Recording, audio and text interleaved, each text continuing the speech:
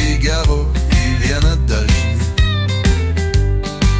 Tai buvo sapnas, bet ne sapnas, kuris pabunda ryte. Tai buvo sapnas, kuriuo pabunda pati visata. Ten nebuvo sienų, nebuvo religijų,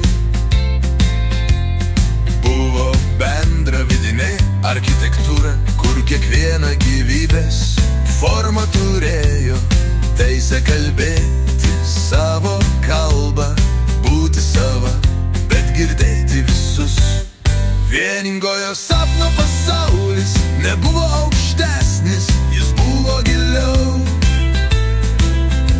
Ten žmonės kalbėjo ne žodžiais, bet prisiminimais, kurie neturėjo praeities. Tavo šviesos civilizacijos susirinko ne dėl dominavimo, o dėl naujos realybės šokio, kuriame kiekvienas buvo ir šokėjas, ir muzika, ir pati erdvė.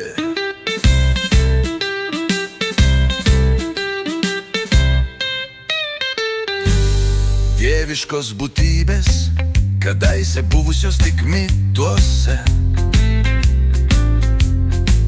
pasirodė kaip vidinės žmogaus formos, kurios visą laiką laukė, kol bus iškviestos.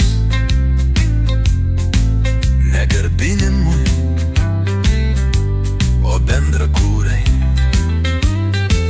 Ir tada sapne atsivėrė nauji realybės klodai, planetos, kurių dar nebuvo, garsai, kurių dar niekas nebuvo išgirdęs, formos, kurios neturėjo tikslo, bet buvo tobulus dėl paties buvimo vieningajame.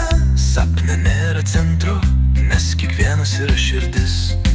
Nėra tikslo, nes buvimas yra kelias. Ir tada,